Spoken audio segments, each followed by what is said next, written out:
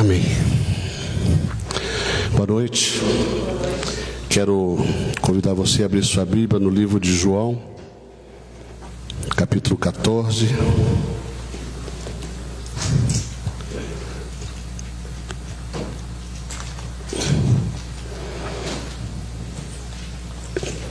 A partir do primeiro versículo.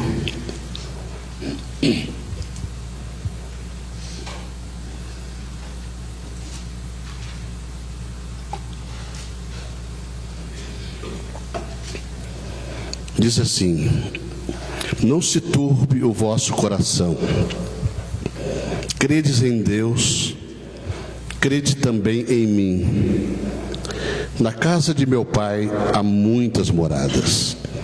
Se assim não fora, eu vou-lo teria dito, pois vou preparar-vos lugar. E quando eu for e vos preparar lugar, voltarei e vos receberei para mim mesmo, para que onde eu estou, estejais vós também. Pai, eu quero colocar esta mensagem nas tuas mãos. E eu rogo a Ti, Espírito Santo, que nós possamos estar na sua total dependência nessa noite, Pai. Importa que o Teu Espírito Santo tenha liberdade em nós. Perdoa, Senhor, nossos pecados, nossos erros, nossas falhas. Somos Teus filhos, Senhor, e estamos aprendendo de Ti, crescendo na Tua graça, pela Tua misericórdia que se renova cada manhã a nosso favor. Pai, obrigado, Deus, porque Tu és um Deus que nos ama, Tu és um Deus que nos protege. Obrigado, Deus, porque nós podemos Te chamar de papaizinho. Obrigado, Deus, porque nós não precisamos ficar inventando qualquer palavra para falar contigo, mas nós podemos entrar na Tua presença por esse novo e vivo caminho que é Jesus Cristo. E nós podemos sentar no Teu colo, sentir o Teu calor, sentir a Tua presença. E queremos, Senhor, voltar a ter esta liberdade contigo, Senhor. De estar, caminhar contigo, Pai, em todos os momentos, no nome de Jesus. Amém. Amém. Quero agradecer o convite dos pastores por estar aqui. E que Deus possa falar conosco, que Deus possa falar ao seu coração, que o Espírito Santo possa ter toda a liberdade. Esse texto aqui é um texto, creio eu, bem conhecido, e é uma ministração que o Senhor colocou no meu coração quando eu recebi o convite, né? E aqui Jesus, ele fala sobre preparar moradas. Ele tinha acabado de realizar um grande milagre, né? O filho de um oficial do rei tinha sido curado, toda a casa foi salva, a família toda se converteu. E de repente Jesus reúne os seus discípulos e ele começa a falar com ele sobre preparar moradas. Existe no casamento judaico um contrato chamado ketubá. O que é esse contrato? Quando os noivos se unem, a noiva vai para sua casa e ela fica ali durante um tempo, me parece 7 dias, não me lembro agora, esperando o noivo ir buscá-la. Ela fica ali preparada, ela fica ali ataviada, ela fica ali aguardando o noivo chegar. As pessoas passam na rua, olham para aquela casa, e interessante que enquanto a noiva está ali, a luz permanece acesa daquela casa. E Jesus passa, e as pessoas passam por aquele lugar e dizem: eis ali uma noiva, eis ali uma noiva. Todas as pessoas que passam, olham para aquela casa, veem aquela luz acesa, e elas dizem: eis ali uma noiva. E essa noiva fica ali aguardando o noivo chegar. Queridos, Deus fez um contrato, um ketubá com a gente, em Cristo Jesus. E Cristo Jesus, da mesma maneira, olha para nós, a sua igreja, como uma noiva que está sendo preparada, ataviada, Agora, detalhe: a lâmpada precisa estar acesa. E quando o noivo chega naquela casa, onde a noiva estava esperando, e vem alegria, a noiva se vai, imediatamente a luz se apaga. As pessoas passam, aquelas mesmas pessoas que viam aquela luz acesa, elas passam e dizem: a noiva se foi. O que será que o Espírito Santo quer falar conosco nessa noite? O que será que o Espírito Santo quer falar comigo e com você? E eu me lembro aqui daquela parábola das 10 virgens, em que todas elas tinham azeite. Todas tinham. Mas o interessante é que algumas não tinham azeite suficiente. O que faz isso? O que traz temor ao nosso coração? Como está o nosso depósito de azeite? Às vezes o tempo passa, o pastor falou aqui, né? Mais um ano que começa, e chega em março, as coisas mudam. E por que somos assim? E por que nós não perseveramos? Por que nós não buscamos como deveríamos buscar? Queridos, eu estou falando para você, eu estou falando para mim. O Espírito Santo está falando conosco. E vem um alerta, nesse começo de ano, 2017, vamos focar a nossa vida totalmente em Deus. Os dias são difíceis, os tempos são difíceis. Mas nós sabemos que ali 5 noivas eram imprudentes. Elas não tinham azeite. Interessante que elas queriam pegar as outras que tinham. E deixa eu te falar uma coisa: azeite não se compra numa banca de jornal. A unção não se compra em nenhum lugar. O azeite que nós precisamos é um azeite que foi gerado por Jesus Cristo no Getsêmani. Jesus vai para o Getsêmani. Eu quero convidar você a ver esse texto. Me lembro de algumas coisas que acontecem ali no Getsêmani, Mateus capítulo 26. É um lagar de azeite. Mateus capítulo 26, versículo 36. Aleluia.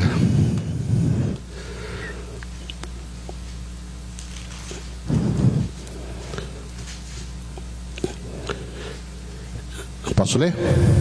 Amém?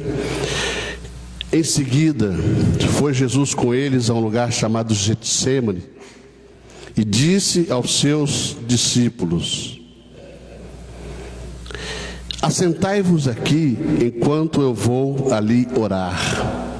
E levando consigo a Pedro e aos 2 filhos de Zebedeu, começou a entristecer-se e a angustiar-se. Então lhes disse: a minha alma está profundamente triste até a morte. Ficai aqui e vigiai comigo.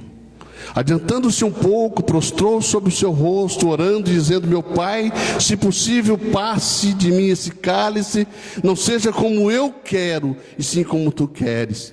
Voltando para os discípulos, achou-os dormindo, e disse a Pedro: então nenhuma hora pudeste vós vigiar comigo? Vamos parar aqui. Um pouquinho de paciência comigo, que eu não sei muito mexer nesse trem aqui de... o pessoal agora usa a Bíblia, faz os estudos aqui nesse celular, né? E eu estou aprendendo. Então um pouquinho de paciência, que eu me enrosco um pouquinho aqui, viu? Mas eu chego lá. Olha, Getsêmani, lagar de azeite. Eu não sei quantos aqui já foram a Jerusalém, já estiveram lá em Israel. E nós que estivemos lá, a gente pôde ver esse processo da moenda, como é feito. Queridos, mas o que me chama a atenção aqui, não é simplesmente o Senhor sendo ali exprimido, e ele se angustiando, é esse azeite sendo exalado, dali saiu um melhor perfume, o melhor azeite, a melhor unção que a humanidade poderia receber. Mas o que me chama a atenção ali, e eu quero que você preste atenção nisso, é que Jesus fala para os discípulos: fiquem comigo. Em algumas versões é um pouco diferente: vigiem comigo, fiquem comigo um pouco. Pensa um pouco, era Jesus, era o Senhor. Parece que ali ele, como ser humano, estava dizendo: ei, eu preciso de vocês. Eu preciso que vocês estejam comigo nesse momento de dor. E eu creio que o Espírito Santo está falando conosco nessa noite. É que nós, como igreja, precisamos aprender e voltar a algumas práticas. E uma delas é restabelecer essa comunhão de um cuidar do outro, de um estar junto do outro em momentos difíceis. E pensa bem, era Jesus que estava ali. Se ele sentiu necessidade dos discípulos naquele momento estar pertinho dele, quanto mais eu e você. Precisamos, não estou falando que jogando só a carga em cima do pastor, não, né? Porque às vezes lá no Brasil, isso agora lá, não estou falando daqui, tá? Às vezes tudo é o pastor, expulsar demônio, chama o pastor. Vai agora, chama o pastor. Mas Jesus disse: em meu nome vocês fariam isso, todos aqueles que são os discípulos, em meu nome. Mas Jesus naquele momento se sentiu só. Quantas vezes nesse ano você se sentiu só? Quantas vezes você enfrentou situações? E eu posso falar um pouco do nosso ministério, né, pastor Lenimar? Quantas vezes nós somos figuras solitárias? Não deveríamos ser. Mas muitas vezes olham para nós como se nós fôssemos os super-homens e como se nós não tivéssemos nem dor de barriga. Mas, queridos, Jesus, o Senhor, estava ali dizendo: ei, fiquem comigo. Fiquem comigo, eu preciso de vocês. Olha, valorize a igreja do Senhor. Eu estou falando para a igreja local aqui. Valorize a igreja, valorize a liderança, valorize a comunhão dos irmãos, valorize estar aqui. Nós cantamos uma música, não dá para ser só uma vez por semana. Não dá para a gente pensar que domingo está tudo bem. Às vezes eu ouço algumas frases assim, me desculpe se alguém usa essa frase: eu preciso ir na igreja para me abastecer. Está certo que você vai à igreja, vai receber uma palavra, Deus vai te abençoar, você pode até se abastecer. Mas deixa eu te falar uma coisa: tem uma usina dentro de você, que é o Espírito Santo, que é uma bomba que precisa explodir, e a gente precisa ganhar essas vidas que estão se perdendo. A igreja no Brasil, ela ficou como se fosse negócio, mercado, né? Até fizeram uma chás uma vez lá, uma brincadeira: pequenas igrejas, grandes negócios. Uma coisa assim, né? Então, que coisa triste. Mas quando eu me lembro que tem um Ketubá, que tem uma aliança, que tem Jesus que fez uma aliança conosco, e ele está: noiva, te prepara. Noiva, eu vou voltar, acreditem nisso. Eu vou voltar. Eu quero vocês preparados, eu não quero vocês religiosos. Eu não quero que vocês muitas vezes sejam como um Pedro, que uma hora era muito espiritual e na outra hora Jesus precisava olhar e falar: arreda-te, Satanás. A igreja precisa amadurecer, precisa voltar a acontecer na igreja temor, sabe? Queridos, eu creio que avivamento está chegando. Eu creio. E esse avivamento vai trazer coisas boas. Fala em avivamento, a gente só pensa, né? Um louvor maravilhoso, uma maravilha, tudo isso é muito bom. Mas avivamento, ele vai trazer justiça, ele vai trazer correção, ele vai trazer disciplina. Sabe, queridos, Jesus, Deus, só corrige e disciplina aqueles que são filhos. E muita gente não gosta de ser disciplinado. Você imagine se um dos pastores chegasse e falasse o que Jesus falou para Pedro: arreda-te, Satanás. A pessoa ia dizer: poxa, o pastor falou que eu estou endemoniado. Jesus não estava dizendo isso. Jesus estava dizendo: Pedro, cuidado. Não fique aí depositando a sua confiança nesses dons que eu te dei, na revelação e tudo. Queridos, a nossa confiança está no Senhor. Em prosseguir, em conhecer o Senhor, em buscar ao Senhor, em viver ao Senhor, em respirar ao Senhor. Eu brinco às vezes lá na igreja, que algumas pessoas falam, eu estou com insônia. Eu digo para ele, vai ler a Bíblia de noite.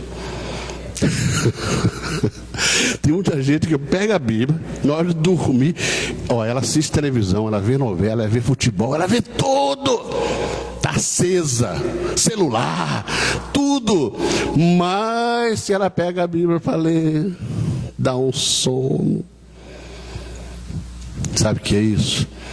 É a nossa carne lutando ali contra o Espírito, sabe? Mas que nós precisamos voltar, não só a ler, mas fazer aquilo que Deus disse para Josué: medita dessas palavras, de dia e de noite. A gente precisa comer, viver isso, essa palavra tão, sabe, que vai enchendo o nosso coração, vai transformando a nossa vida, né? Mas Jesus estava ali no Getsêmani e ele precisava da companhia de alguém. Eu quero declarar e dizer que esse ano de 2017 Deus vai colocar pessoas do seu lado. Porque também, deixa eu te falar uma coisa, pessoas do seu lado que sejam dispostos a estar do seu lado. Aí dá uma palavra de ânimo para você. Porque eu vou dizer uma coisa, porque não faltam destruidores de sonhos e ladrões de alegria, né? Por isso que os hospitais têm regras para as pessoas visitarem os doentes. Você já viu aquela pessoa que vai no hospital, o cara está lá, já está no hospital porque não está legal. Está lá, você entra, o cidadão olha pro, né? Pô, tu tá amarelo, hein, velho? Você já matou o cara já está quase morrendo. Você tem que chegar e falar: Jesus vai te curar, querido. Sabe, que Deus nos levante, que Deus mude a nossa história. Muitas vezes as pessoas querem medalhas no reino de Deus. E eu quero te fazer uma pergunta: cicatrizes ou medalhas, o que você prefere? Os apóstolos carregavam diante de si as cicatrizes. E sabe, cicatriz significa que você foi ferido, mas que você foi curado. Porque quando está cicatrizado não dói mais, mas aquelas marcas trazem lembranças na sua vida, sabe? E hoje nós vivemos dias de muita confusão na igreja. Eu sou pastor, agora eu sou bispo, agora eu sou apóstolo, agora eu sou papa. E aí o povo vai ficando sem referência. Entenda o que eu estou dizendo. Nada contra apóstolo, pastor, evangelista, mestre. São ministérios que Deus tem levantado.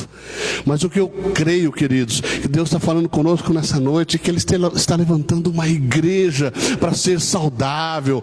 Uma igreja que ame ao Senhor. Não esteja preocupado com as medalhas, mas esteja preocupado com as cicatrizes. Jesus nunca nos enganou.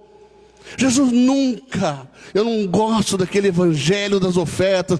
Vem para Cristo que você vai ter 10 carros, que você vai ter não sei o quê. Querido, vem para Cristo e Cristo nos basta. A tua graça nos basta. E se Ele quiser, Ele pode nos dar tudo, porque é dele, por Ele e para Ele. Aleluia, aleluia, Senhor. Então que nós possamos carregar as marcas de Cristo. Não é fácil. Lá no Brasil a gente enfrenta muitos problemas de violência. As pessoas têm dificuldades para ir nos cultos. Mas eu observo que para ir num jogo de futebol o pessoal dá um jeito de ir. Finalzinho de um Fla-Flu lá, um Fla-Vasco e por aí vai. Estou falando do Rio, né? Porque eu sou São Paulino, né? Mas meus filhos são flamenguistas, quero honrar eles um pouquinho aqui. André, eu não sei o que era. Não é nada, né, André? Serva de Deus, não é melhor. Sofre, né, André? Mas eu vejo a igreja ainda muito na zona de conforto. Às vezes a gente, eu não sei se acontece aqui, mas a gente precisa estar chacoalhando os irmãos. Vamos fazer uma vigília, porque tem irmãos que ficam reclamando: poxa, vocês às vezes não fazem vigília, né? Quando você faz, ela não vai. Não aparece. E fica cobrando: poxa, pastor, precisa de vigília, gente. Deus vai restaurar a sua igreja, Deus vai restaurar a sua noiva, Deus vai mudar todas essas coisas. Eu estou pregando aqui, mas eu vou dizer uma coisa, você não tem noção como está borbulhando aqui dentro, assim, eu estava vendo o Mateus ministrar ali, junto com a Andréia, e eu comecei a chorar ali, e começou a vir um filme na minha mente, do Mateus com 7, 8, 9 anos de idade, e eu me lembrei que nós saímos de um apartamento na Tijuca, fomos para um apartamento no Grajaú, e segundo a minha esposa, a gente morava como é que era? Era a subida da favela lá, quintal, você falava como é que era? Comecei, na rua Caçapava, mas você usava um termo, a gente mora eu não lembro agora. Você dá um desconto, porque depois de 60 a gente esquece tudo. Mas a realidade é que eu comecei a ouvir um filme assim, e eu me lembro que na primeira semana que nós mudamos para aquele apartamento ali no Grajaú, pensa num tiroteio. Gente, eu estou tão traumatizado com o negócio de tiro, que ontem começou uns fogos aqui, lightzinho, né, os fogos aqui, né, eu falei, o que é isso, o que é isso? Depois eu acordei e falei, não, peraí, gente, não estou no Rio de Janeiro. Até brinquei lá na igreja do pastor Edmar, e uma vez me perguntaram assim, o que é orar sem cessar? Eu falei, mora no Rio de Janeiro. Livra-nos do mal, de bala perdida, de sequestro. Lá não tem mais aquela bênção apostólica do final assim, né? Senhor te abençoe e te guarda. Senhor, leva-nos para casa, livra-nos de sequestro, bala perdida, assalto, por aí vai. E na primeira semana que nós estávamos naquele apartamento, pensa num tiroteio daquele que vazou a madrugada, e tiro para lá e tiro para cá, e muita coisa acontecendo. E eu me lembro que o Mateus pequenininho segurou assim nas minhas mãos e falou, pai, vamos mudar daqui, pai? Eu tinha acabado de entrar naquele apartamento, vivendo um momento financeiro difícil, e você não tem resposta para isso. Você vai dizer para ele, filho, amanhã eu mudo. Não sei o que eu respondi, não me lembro, mas a gente passou por aquilo. No dia seguinte esqueceu tudo. Depois a gente se acostumou com o tiroteio, esse que é o problema. A gente, as pessoas chegavam em casa, né, do interior de São Paulo, e diziam, o que é isso? Falaram, nós saímos tiros ali. A gente se acostumava com aquilo. Oh, meu Deus do céu. Como a gente vai se acostumando com isso. Daqui uns militares aqui, né, que trabalharam nas Olimpíadas lá, e eles sabem como a gente vive lá no Rio de Janeiro, né? Mas, queridos, eu queria ir para João capítulo 5 agora. Já entrar aqui na reta final da nossa ministração. E eu não sei, mas eu sinto assim que Deus quer curar pessoas aqui nessa noite, sabe? Na área emocional. Sabe, o diabo tem usado uma arma poderosa para destruir os crentes, que é mágoa, ressentimento, falta de perdão. Quantas vezes pessoas não participam da ceia do Senhor porque eu estou em pecado. Eu sempre digo para aquelas pessoas assim, querido, presta atenção. Jesus disse que se a gente não comer desse pão, não beber desse cálice, a gente não tem parte com Ele, não tem por onde fugir, se acerta com Deus. Deus é misericordioso, mas o diabo tem enganado as pessoas. Sabe, eu não estou aqui querendo dizer que você peca, confessa, não é isso. Mas que a gente entenda que há um depósito de misericórdia que se renovam todas as manhãs ao nosso favor. Porque se não fosse essa misericórdia, nós seríamos consumidos. Como eu preciso dessa misericórdia de Deus, como nós precisamos. Quando Deus começou a sinalizar que Mateus vinha para cá, eu comecei a lutar com Deus. Falei, Senhor, não, eu ouvi errado, não é nada disso. Eles tinham uma direção de Deus, né? Mas a gente não tem vocação para Jacó não, viu, pastor? Ficar guerreando com Deus lá. Não. chega um momento que a gente tem que se render ao Senhor. Senhor, se cumpra a sua vontade na minha vida, governa a minha vida, Senhor. Governa, Senhor.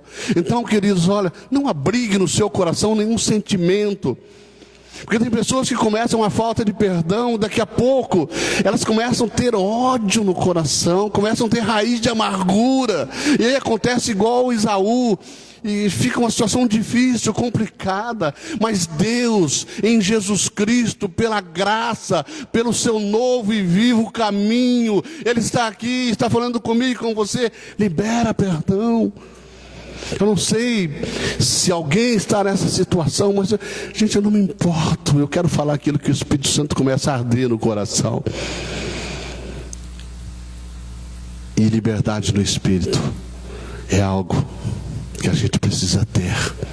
A igreja voltará a fazer as coisas não mecânicas. Eu não estou dizendo que nós estamos fazendo, algumas coisas a gente faz, mas o fluir de Deus será tão grande que as pessoas passarão perto dos locais onde está a igreja do Senhor, e elas entrarão e sentirão algo diferente. Eu tenho falado com a mocidade lá do Rio, falando, gente, vocês precisam... Na minha época era diferente, a gente só chegava no pastor e falava, pastor, a gente pode sair, distribuir um folheto, fazer alguma coisa, e nós saíamos pelas ruas, e nós íamos para... pegar os drogados, a gente fazia tanta coisa e fluía natural, mas os jovens buscavam a Deus. Parece que hoje a tecnologia foi afastando-se. Por um lado é positivo, é bom, mas, queridos, como essas coisas nos dominam, né? A Andréia, esses dias, deu uma enquadrada na gente lá. Ela olhou assim, chegou, estava uma filinha assim, cada um com um negocinho desse aqui na mão. No WhatsApp, Facebook, por aí vai. Falei, gente, vamos conversar um pouco. A gente precisa voltar a refletir e a buscar mais as coisas do Senhor. Vamos aqui para a reta final, em João capítulo 5, versículo 1. E glória a Deus, né, Mateus? A gente passou tudo aquilo, fomos para outros lugares, teve mais tiroteio, e tudo foi, e o anjo do Senhor acampou do nosso lado, e nós estamos aqui porque, gente, quando eu comecei a entender isso, né, pastor Edmar, que não cai o fio de um cabelo, pastor, a gente brinca isso, né? Se não for com a permissão de Deus, não cai a folha de uma árvore, né? Quando nós falamos que íamos para Israel, as pessoas falam assim, Israel? Deus me livre, Jerusalém, Deus me livre. Aquilo, gente, que lugar seguro, que lugar que você se sente tão tranquilo. Eu sempre respondo para as pessoas, gente, quem mora no Rio de Janeiro, vai para qualquer lugar. Vai para qualquer lugar, não há problema, não há problema. João capítulo 5,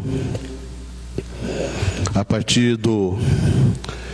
Deixa eu achar aqui, versículo 1. Eu queria encerrar com essa frase aqui. E quando os ventos não estão a seu favor. Quantas vezes nesse ano os ventos não estiveram a seu favor? Eu vou explicar aqui lendo esse texto. Capítulo 5, primeiro versículo diz assim: passadas estas coisas, havia uma festa dos judeus e Jesus subiu para Jerusalém. Ora, existe ali junto à porta das ovelhas um tanque chamado em hebraico Betesda, o qual tem 5 pavilhões. Nestes jazia uma multidão de enfermos, cegos, coxos, paralíticos, esperando que se movesse a água. Porquanto um anjo descia em certo tempo, agitando-a, e ao primeiro que entrava no tanque, uma vez agitada a água, sarava de qualquer doença que tivesse. Estava ali um homem enfermo, havia 38 anos. Jesus, vendo-o deitado e sabendo que estava assim há muito tempo, perguntou-lhe: queres ser curado? Respondeu-lhe o enfermo: Senhor, não tenho ninguém que me ponha no tanque quando a água é agitada, pois enquanto eu vou, desce outro antes de mim. Então lhe disse Jesus: levanta-te, toma o teu leito e anda. Imediatamente o homem se viu curado, tomando o leito, pôs-se a andar, e aquele dia era dia de sábado. Queridos, quantas vezes você ficou na fila esperando a sua bênção? Esse cidadão aqui, 38 anos ele esperava ser curado. Eu não sei quanto tempo ele estava ali naquele local exatamente, mas ele estava ali na fila esperando uma possibilidade de que alguém o colocasse naquele lugar onde as águas fossem agitadas e ele pudesse ser curado. Mas praticamente não existia essa possibilidade. Os ventos, a água ali não lhe eram favoráveis. Deixa eu te falar uma coisa: muitas vezes os ventos contrários fazem com que Jesus se aproxime da gente. Os ventos ali eram contrários, a água, tudo ali era contrário à situação daquele paralítico. Mas de repente passa Jesus, e Jesus e diz que havia uma multidão esperando. Porque Jesus passa, para e olha exatamente para aquela pessoa. E ainda pergunta: você quer ser curado? E ele começa a argumentar: mas olha, não tem como. Eu preciso de alguém que me coloque ali e o anjo vai descer, a água vai se movimentar e eu vou ser curado. Mas Jesus olha para aquele homem e diz: levanta e anda. E ele ficou sem entender quem era aquele Jesus. Depois talvez ele o conheceu. Mas, queridos, muitas vezes as tempestades da nossa vida, elas vêm para que a gente tenha um encontro com o Mestre. Jesus estava num barquinho e ele estava de um lado, aí olhou para o outro lado e ele falou para os discípulos: ei, entremos no barquinho, passemos para o outro lado. No meio da viagem, uma grande tempestade, em que Jesus teve que ser acordado para aplacar aquela tempestade. E os discípulos se esqueceram que Jesus tinha falado: ei, passemos para o outro lado. Jesus é o seu porto seguro. Jesus vai te levar para o outro lado da margem e você vai ser mais do que vencedor. E o paralítico estava ali naquela fila, mas ninguém o ajudava. E essa palavra Betesda significa lugar de derramamento. Mas aquele homem estava ali, nada o favorecia. Talvez você está entrando nesse ano de 2017 já com um grande desafio aí pela frente. Eu não sei. Você sabe o que tem aí pela frente. Algumas coisas você já sabe. Mas eu quero te dizer nessa noite: aquele homem ali, ele não desistiu. Ele ficou ali o tempo necessário. Tem gente que diz assim: Deus tarda, mas não falha. Eu prefiro dizer que Deus sempre chega na hora certa. Sempre chega na hora certa. Deus não erra, gente. Deus não erra conosco. E que hoje aqui nós possamos ter um momento de olhar para esse tanque, que é um lugar de derramamento do Espírito Santo, e falar: Senhor, derrama o teu Espírito Santo sobre a minha vida. Eu quero te convidar a se colocar de pé um instante e profetizar na sua vida. Você não me conhece, o pastor está me conhecendo, mas eu sou muito zeloso com as coisas do Espírito Santo. Não gosto de dar manivela em culto, não gosto de dar o que Deus faz, Ele faz. Pode ser em 10 minutos, 1 hora. É dele, por Ele e para Ele. A Ele toda a glória, a Ele toda a honra, a Ele todo o poder, a Ele todo o louvor. Todo milagre que Ele possa fazer é dele, por Ele e para Ele. Ele é o Senhor da minha vida, da sua vida. Ele é o Senhor que te diz: ei, não desista, não esmoreça, prossiga. Há um índice muito grande de suicídio de pastores. Isso é uma estatística real. eu tenho ministrado em um conselho de pastores e eu tenho levado essa palavra do Getsemane. Nós precisamos uns dos outros. Nós precisamos. Eu preciso do pastor, preciso do pastor Edmar. A gente precisa um do outro. Sabe por quê? Porque nós nos completamos. Você precisa da pessoa que está do seu lado, da pessoa que está atrás, na frente. Você precisa. Isso é corpo de Cristo.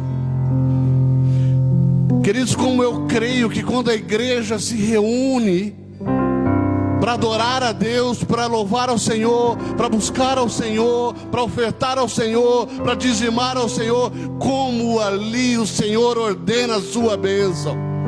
Ele se agrada. Onde tiver 2 ou 3 pessoas reunidas no meu nome, eu estarei presente. E nós estamos aqui hoje reunidos não no nome de uma religião, mas no nome de Jesus Cristo, aquele que foi lá na cruz e não negociou a dívida, mas pagou totalmente por nós e derramou sangue precioso.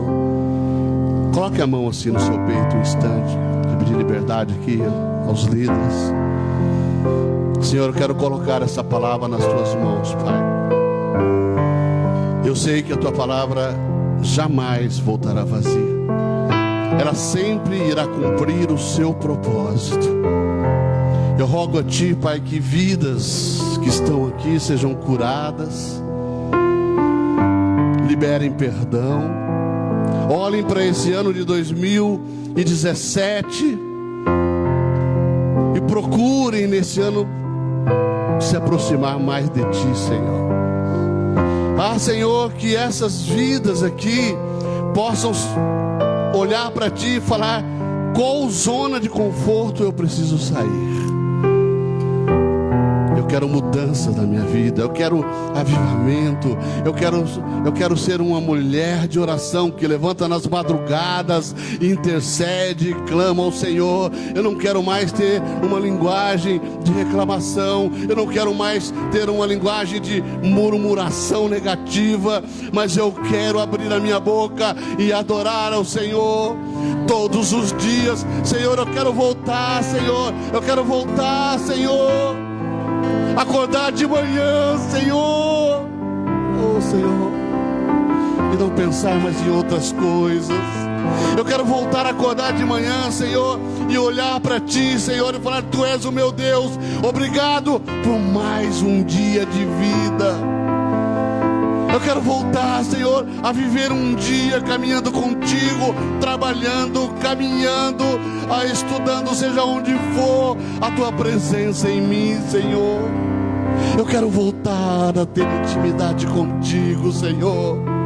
Eu quero voltar, Senhor. Aleluia, Senhor. Eu quero voltar, Senhor. Quero voltar ao primeiro amor. Quero me arrepender, Senhor, me lembrar de onde eu caí, Senhor. Ah, Senhor, eu não quero, Senhor, ser morno, Senhor. Não é uma boa estar nessa posição de morno em cima do muro, mas eu quero me aquecer no teu Espírito Santo nessa noite. Eu peço a ti, Senhor, a tua graça, a tua misericórdia. Aviva a tua obra no meu coração, Senhor. Aviva a tua obra em mim, Senhor. Aleluia, no nome de Jesus. Vamos adorar ao Senhor, e que na adoração, no louvor, Ele possa trabalhar nas nossas vidas, no nome de Jesus. Senhor,